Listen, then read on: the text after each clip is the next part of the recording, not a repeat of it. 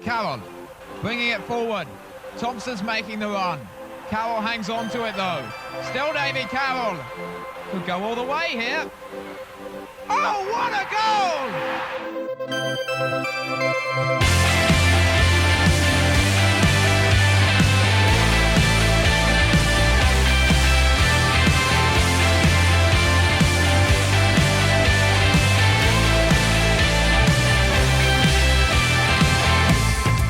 Hello, I'm Phil Catchpole and welcome to another episode of Ringing the Blues. Hope you're keeping well. On this week's show, we pick the bones out the January transfer window with Wycombe fan Will Vince. But first, there's all the action and reaction from the game on Tuesday night under the lights at Adams Park. Wycombe Wanderers took on Birmingham.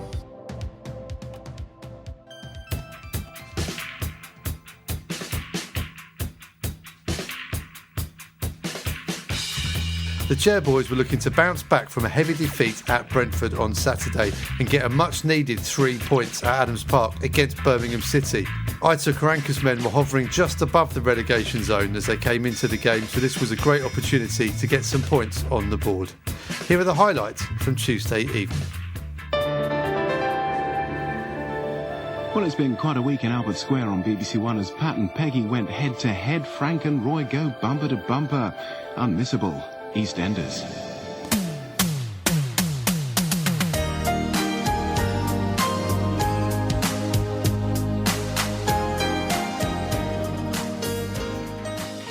So yeah, a bit of a stinker. Finished 0-0. Wet, horrible conditions at Adams Park. 2 world-class saves though from Ryan Alsop, definitely worth a mention. But after the game, Jeff Doyle spoke to Gareth Ainsworth. Gareth, I don't think we were expecting a spectacle, and we didn't quite get one. No, it was going back in time a little bit, wasn't it, that game? You know, it wouldn't have looked out of place in League Two, I think. No disrespect for League Two, but there was very limited moments of quality out there, a couple of chances. I think what was Premier League was probably the 2 goalkeepers. I think they both made match-saving saves. You know, Ryan Alsop has come up with a couple, and Etheridge, the one in the first half that's deflected, and he's going the wrong way to start with. It's an unbelievable save. So I think if anyone comes out of credit, it's the goalkeepers, and that's usually the story on a 0-0. But no, pleased from Saturday. We've progressed a great deal, and that was important to get. You know, either team probably nicking it would have been unjust. They probably had the share of the chances over us, but pleased that we've battled well against a very strong Birmingham side. You know, all 6-footers. They've got a certain way of playing, and like I say, the pitch, the wind, the weather, there was a distinct lack of quality at times, and from both teams. But no, pleased with the point, and we'll build on that for Saturday now. Was it the nature of the positions that both sides find themselves in as well? Yeah, I think so. Both teams don't want to concede, do they? They don't want to. Birmingham have only conceded 8 goals all season away from home, and I wanted to add another one to that. But no, they're superbly set up, you know, as Aitor Karanka does with his teams. You know, very solid. Usually counter-attack you very well.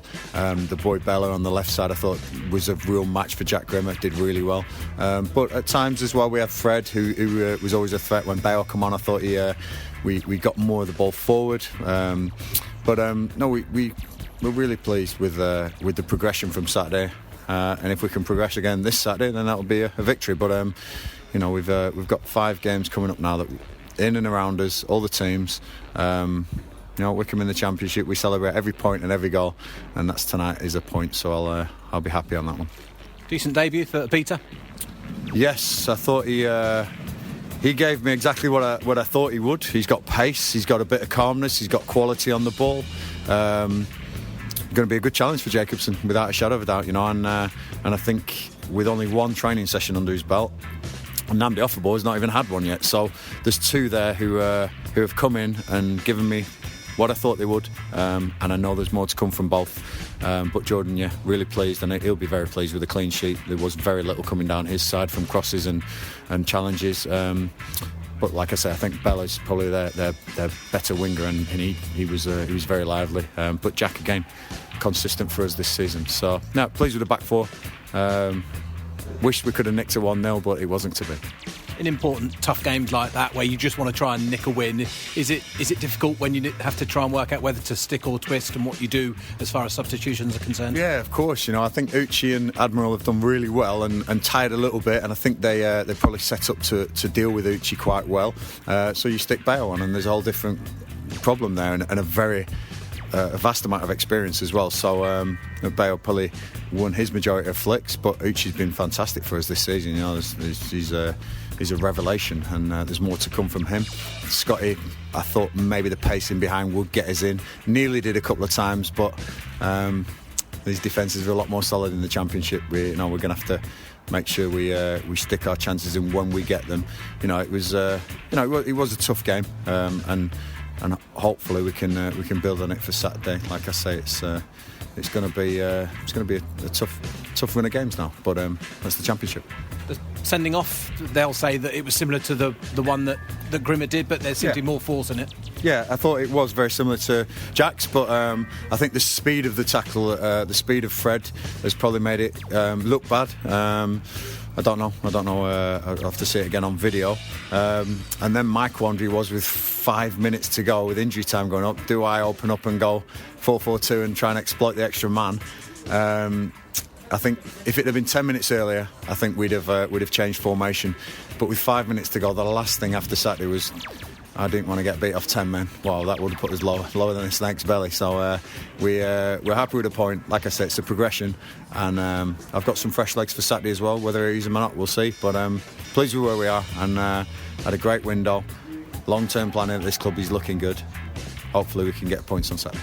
The final one, these 6 games have, you know how crucial they are. Yeah. Is this the first step, do you think? 5 more now to try and pick up maybe 3 wins? Yeah, I mean, the games around us, Forest and Sheffield Wednesday, Derby, even Millwall getting dragged into things, so there is some real winnable games, but we are Wycombe Wanderers. I read something in the paper the other day that said Wycombe should celebrate every goal and every point because they shouldn't be nowhere near the Championship, and that's a compliment to me, a real compliment. And if we can keep taking points off big teams, it's fantastic. We've just taken a point off Birmingham City, who 2 or 3 years ago we probably would have been worried about an FA Cup tie against them, but we've matched them, we beat them up there. I think it's a good haul off them. We need to start winning some games if we want to survive. But like I say, Rob and Pete have been fantastic. Long-term planning is really in place here, and looking forward to seeing what we can do Saturday. And just one note, that's Richard Dobson's 500th game as assistant manager as well, so he'll be very pleased with the 0-0. Wish we could have won it for him, but we won't be where we were if it weren't for Richard Dobson either.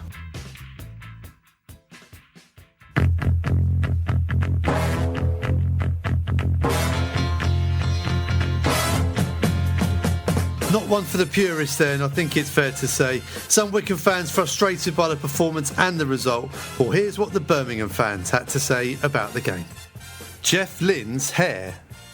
On the plus side, we found a team worse than us. On the negative side, we couldn't beat them. Antonio Gramsci. The 2 results against Wycombe this season have been terrible. They are really, really bad.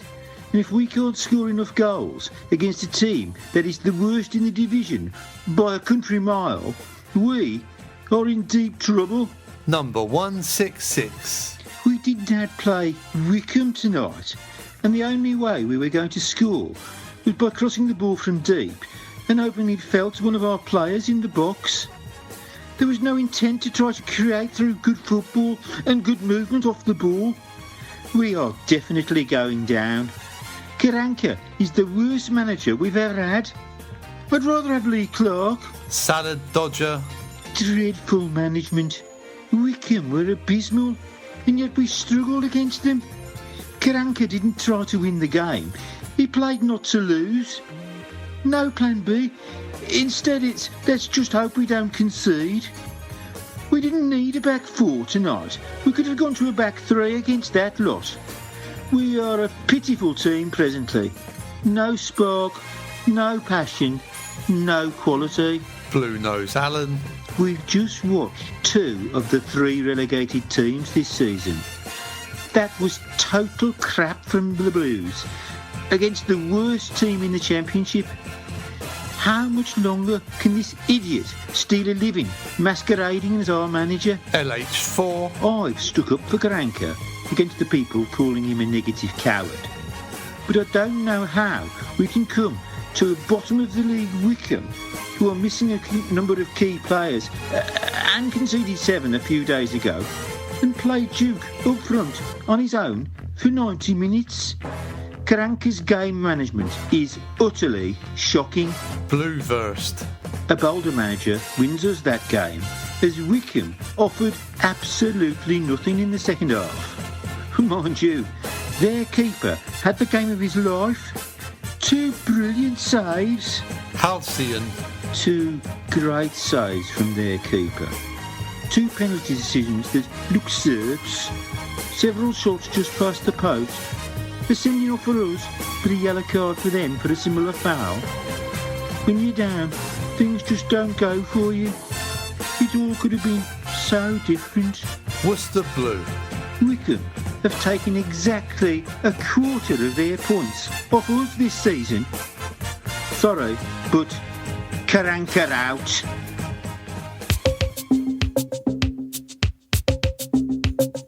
So the transfer window has closed. Rob Couhig gave a statement saying that he's very happy with the business that Wycombe Wanderers have done over the January month. We've added a defender, a midfielder, an attacker, extended a loan and extended contracts of players as well. So to pick the bones out of a January transfer window, we've got Wycombe fan Will Vince. Will, how you doing, mate? Very good, Phil. Thank you very much for having me on. How are you? Yeah, all good, mate. It's good to get the view of a fan. Just give us a bit of background about your life with Wycombe Wanderers. When have you started supporting and where do you normally watch when you're at Adams Park? Yeah, so I went to my first game as a 6-year-old back in 1996, friendly at home to Southampton. And I've been a season ticket holder every year since, and I'm now 30. So, quite a long time now. Season ticket holder in Woodland stands, sort of fairly central. I can go to a fair amount of away games, or certainly did, and, when things were a bit more normal. Definitely seen a lot over the years. Nothing like this season, though. It's been quite bizarre, but, seeing the team play in the Championship is something that we could only dream of in years gone by. So, going to make the most of it. So you've been watching this season from the sofa, bar the games that the limited amount of fans. You got into one of those? Yeah, I got into both of those games. Very grateful to be able to see, the team live in the Championship. Yeah, managed to see all the other games on iFollow, which is a bit of a surreal experience, really, because, watching Wycombe on TV is something that you don't get very often. So to see them on TV on a weekly basis, I know it's via iFollow, is a bit bizarre. Obviously, we'd all rather be there, but, at least we get to see them play, which is something. Been quite the season so far, I would say. Right then, so the January transfer window, let's talk about the players that have come in. We'll start at the back. Jordan Abita, it was a player that we were linked with in the summer, and left back was the only position, really, I thought that we didn't have any cover at all in. And I think the injury to Joe Jacobson has kind of forced the hand, really. And it's a weird bit of business because he signed a deal with Oxford in November, played about 12 to 15 games, and has now joined on a 2.5-year deal. What do you make of the signing? And you saw him play last night as well. Yeah, it's an interesting one, really. I see, he signed for Oxford on the 9th of November, so not that long ago, really. I know that we were interested earlier on in the year. Obviously the Jacobson injury against Tottenham, we don't know quite how bad that is at the moment, but maybe that's forced the hand of Gareth and his team to get a bit of covering. But, Abita, you look at his track record, he's made, a couple of hundred appearances for Reading. He's played a hell of a lot of games at Championship level. So, he's, perfect replacement, really. I think he's 28 years old, so he's got a few years left, 2.5-year deal. Good bit of business for me, I think. The elephant in the room is what division of Wycombe going to be in next season. Now, there's the optimists, the realists, and the downright sort of miserable ones. But, it was always going to be tough in the Championship. We could be in League One next season. It's looking a distinct possibility. But Wycombe, with the wage structure and the salary cap and the squad sizes, Wycombe will potentially be a big fish if they are in League One next season. Do you think that had any bearing on this deal for Jordan Abita? Are we paying more than Oxford? Difficult to say. I mean, I'm sure we probably are for certainly the remainder of this season. What you kind of see these days is a relegation clause in where if the team does go down a division, then players take a percentage cut, that kind of thing. So I'm fairly certain that that's probably there in the deal somewhere. But, for the player, it's 2.5 years security. I think the deal he had with Oxford was just till the end of the season. So for a player, at his age, prime of his career, would certainly be in his interest to get, a bit of security there. And I think it's a good signing for us. He's got plenty of experience. And according to the Oxford fans, he was looking very capable. Yeah, and also cover for Joe Jacobson as well, who's had an excellent season. A lot of people feared that he may be undone by some of the pacier wingers in the Championship, but he's been an excellent performer so far this season. Into midfield is a familiar face, Namdi Offerbor. The fans almost demanding it on social media as we approach the window closing. Is that a good bit of business for you as well?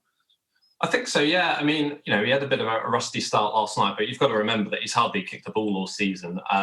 We know what he's about. He knows what we're about. And certainly towards the back end of last season, certainly through the playoff campaign, he really came into his own, I thought. And, I remember that performance he put in away at Portsmouth on Boxing Day, where he was the best player on the pitch. He looked absolutely fantastic. And, the fact that Rangers have just signed him on a 4-year deal says all you need to know, really. I think it's probably going to take him a couple of games to get up to speed, but I think, he's going to be a very astute signing for the rest of the season. Central midfield is somewhere we've really struggled in, with injuries and stuff as well. And I think there was Preston away. I think we played a 4-1-5, possibly. I think the formation was, or even a 5-5. So I think it's a position we've struggled in terms of injury and fit players. Is he the first name on the team sheet in midfield now for you? Yeah, I mean, it's just been very frustrating this season in so many ways, really. You look at Dominic Gape, 5 league appearances all season. For me, he's one of the first people on the team sheet if he's fit. Curtis Thompson, 16 appearances, quite a few more than Gape, but still, he's hit and miss with injury from time to time. So, having Offerball come in, his youthfulness, he's a strong guy who can be in the middle there. He's definitely going to be a big player for us in the second half of the season. But yeah, it's been a troublesome part of the pitch for us all season, unfortunately, with injuries. Disappointed in the summer, actually. I thought we might try and sign someone who's a bit more experienced to sit in there, someone maybe with a bit more Championship experience. But on the whole, I think we've done okay with what we've got so far. And then moving up top, Admiral Musquay on loan from Leicester. Gareth Ainsworth sort of described him as sort of coming alive in between the posts and being a real poacher. He's certainly shown all those hallmarks, and Wycombe have certainly not taken all the chances they've created this season, and something hopefully in the second half of the season that Musquay can make a name for himself. Yeah, you'd definitely like to think so. I mean, his goal at Brentford, although it wasn't from far out, he was in the right place at the right time, which I think is a very good thing. And, it's about service, really. If we can get good balls into the box and we can keep getting into Uche Ekpezu, into his feet, because I think that's where he's best at. And then hopefully we can create a few more chances in the second half of the season. But, at the moment we haven't got Jacobson, so I think we're currently lacking a bit more creativity and open play. But if we can find the right combination, then there's every chance Musquay could get a few goals for us, which I think could be vital. And in terms of loanees, I mean, Josh Knight extended his deal for the rest of the season. There was rumours in the Leicester local press that Wycombe had tried to make that permanent. He's out of a deal in the summer. I think his agents probably said, look, hold fire for a bit and see what division Wycombe are going to be in, etc. But that's a great bit of business. Wycombe have struggled defensively, but he's been a star performer back there, I think. He definitely has, yeah. He's been a really good signing. You talk to Peterborough fans and they rave about his performances the last couple of years over there. And, unfortunately, the fact that Tafazoli got injured so early on, where you think if he didn't, we probably wouldn't have actually signed Knight. So the fact that we've now got both of them available and Stewart coming back from injury, you think that centre-half actually looks one of our strongest, parts of the pitch, really. Knight, it did for a few seconds feel like we might be able to get him permanently in January, which would have been, an unbelievable signing. That's probably going to be very difficult to do in the summer, especially if we go down. But, we always live in hope. Ainsworth seems to pluck these signings out of nowhere. Sometimes, you look at Gape down the years, that kind of thing. So you never know, but certainly he's a player that we're definitely fortunate to have at the moment. And we should talk about the players that have moved on as well. I mean, Josh Parker has joined Burton. I mean, that seemed to be a good deal for all concerned, really. He wasn't getting a sniff for whatever reason at Wycombe. No, and I mean, he's a really difficult one to really analyse because, he's just not been given much of an opportunity. I think the only goal he scored for us was against MK Dons in the EFL Trophy last season. He's had, 2 minutes here, 3 minutes there. He's never really had enough of an opportunity to stake a claim, to be honest. So I do feel a bit sorry for him. But for whatever reason, Ainsworth hasn't fancied him. And, it's probably a good move for all parties, I think. One that caused quite a stir with Wycombe fans, Nick Freeman joining League Two Leyton Orient on loan for the rest of the season as well. Rob Couhig described that as a great deal for all concerned as well. Fantastic for Leyton Orient. I think he's going to do really well in League Two.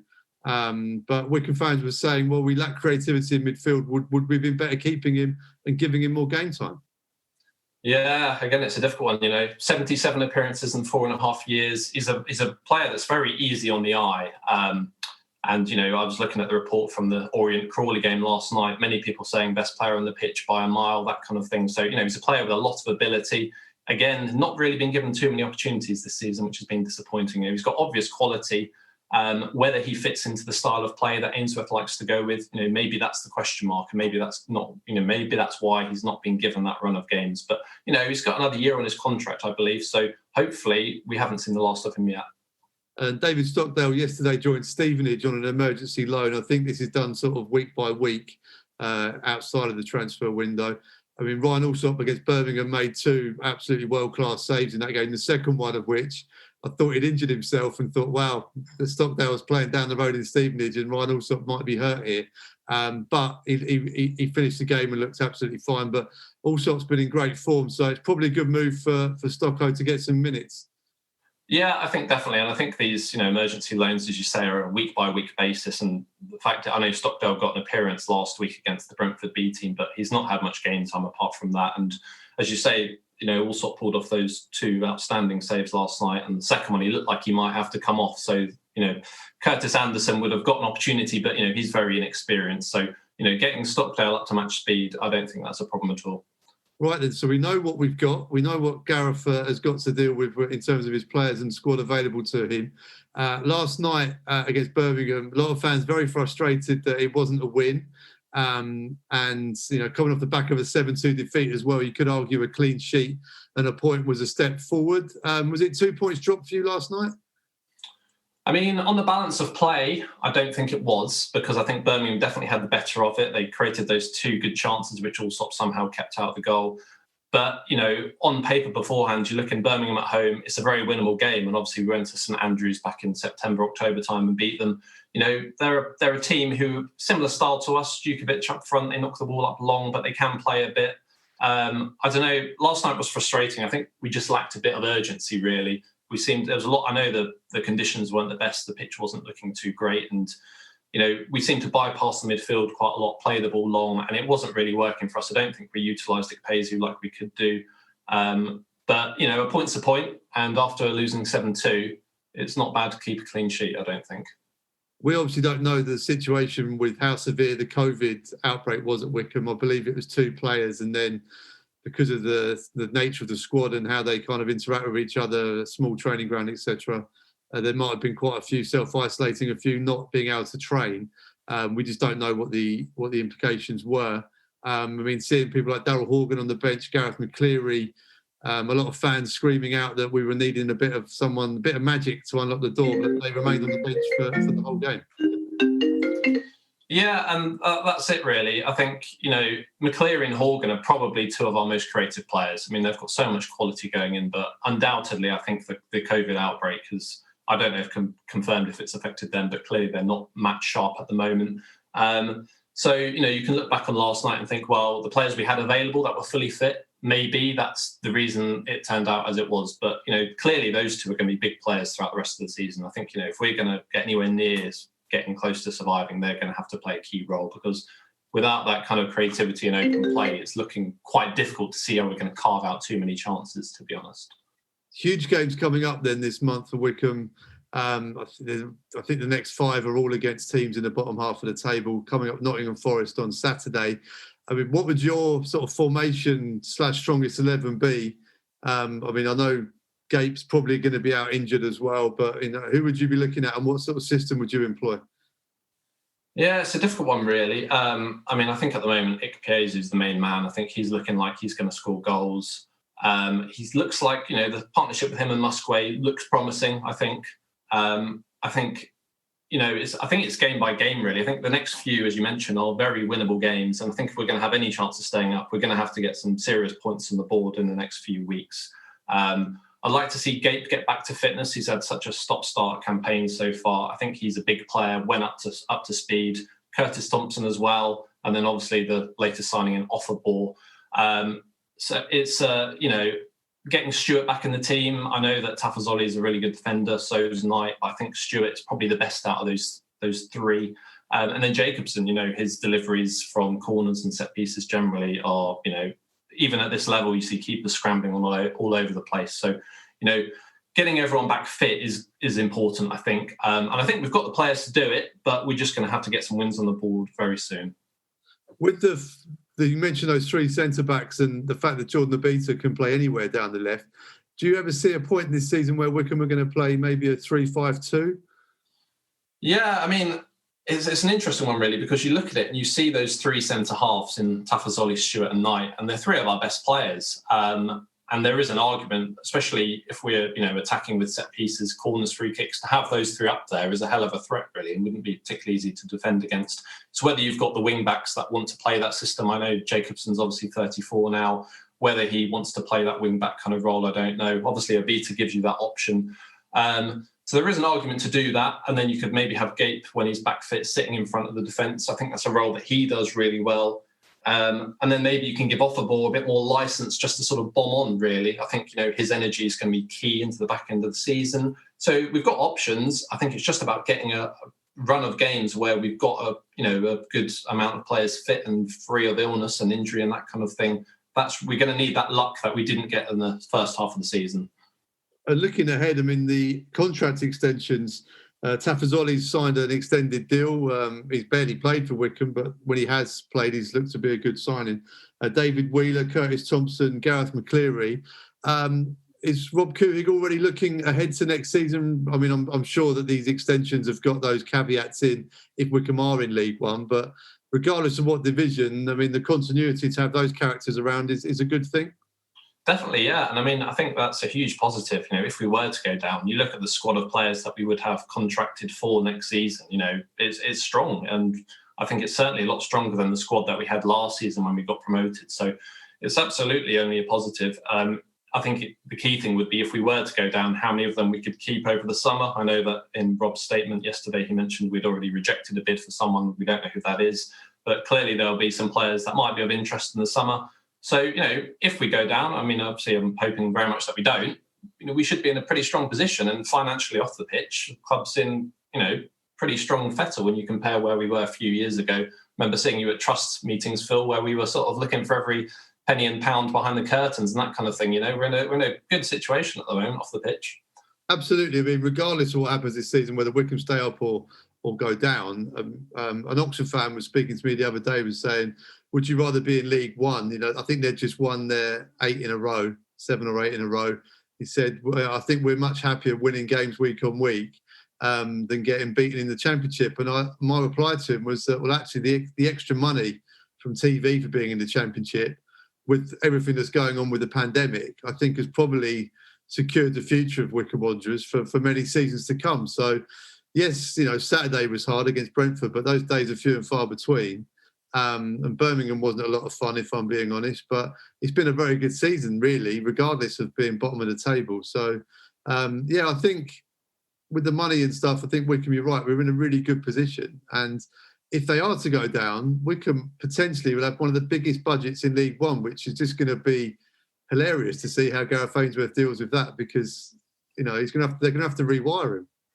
Yeah, it's definitely going. It potentially would be very interesting. As I say, I think an Oxford fan might say that, but that day back in July when we beat them, I know we weren't there. You might have been there, Phil. I wasn't there, but what a day it was. One of the best days of following Wycombe, certainly for me. And if we go down, we go down. But we're building as a club. We're moving in the right direction. We've got, I think it's around 7 million TV income comes in. That can keep the club going for years, really. And as I said, given where we were a few years ago, I was there at the Terrace, Torquay. We might not have had a club a few weeks after that. So absolutely not going to complain about a few defeats in the Championship. I think, we'd be crazy to do that. And the fact is we're going to have a club. We've got a safe and secure club under good ownership. It's all positive for me. Well, I've got to pick you up on something you said earlier on. We were talking about Josh Knight, and you admitted that you speak to Peterborough fans. How's that? Well, yeah, Yeah, it's an interesting one, really. I mean, I listened to Darren McAntony's podcast, which is quite an interesting listen, and he always talks about what a good player he was, and you know, I see the tweets from Alan Swan, that famous Peterborough journalist, and you know, he's obviously an admirer of our club. But yeah, I mean, I was interested because I was looking at Peterborough, and you know, they've not been in the Championship since 2013, and you think about the resources they've got, all the money that's behind them, and you know, again, it's, you know, the fact that we're up there, it's crazy, really. But you know, they all get on their ownership's backs all the time because they're, you know, not winning games all the time. I think they lost again last night, so you know, it's one of those, isn't it? It certainly is. League One, I do keep an eye on League One, and with the new wage structure coming in, the pressure on Ipswich, Sunderland, there's Peterborough, Portsmouth. If they don't get up this season, they're going to have a smaller playing budget than Wycombe Wanderers next season, which is an incredible statistic. It is, yeah. And I was just looking at Sunderland the other day, actually, and I think in the summer they've got something like 15 players out of contract, including a certain Mr. Luke O'Nien. So, you know, a lot of these clubs are going to have to do certain, you know, restructuring and all the rest of it. And I know Portsmouth were looking very good until a few weeks ago. I think they've had a few defeats recently. So it's going to be interesting. I mean, you know, I know we unfortunately can't get to all these fantastic Championship stadiums, but you know, potentially League One next season, you've still got some of these great clubs in there. So it's going to be interesting. I mean, you know, the wage system, it's going to have an effect, and it does level the playing field a bit. So, you know, again, it's another positive for a club like Wycombe who haven't necessarily got those millions of pounds that they can go out and spend on players. Well, as we said earlier, we could still be in the Championship. We never know. Football is a funny old game. It's going to be a hell of a run from here if we do stay up. But stranger things have happened, right? They have. I mean, you know, if we were ever going to stay in this league, it was always going to be lastditch.com, and we were always going to have to pull off some unbelievable results. So, you know, we've roughly half the season left, so we can do it. We've done similar things before. Why not? Right, that's your lot for another episode. Many thanks to Will Vince, Gareth Ainsworth, Jeff Doyle, and you for tuning in. Nottingham Forest at Adams Park on Saturday. Massive game. Keep the faith and come on, you Blues.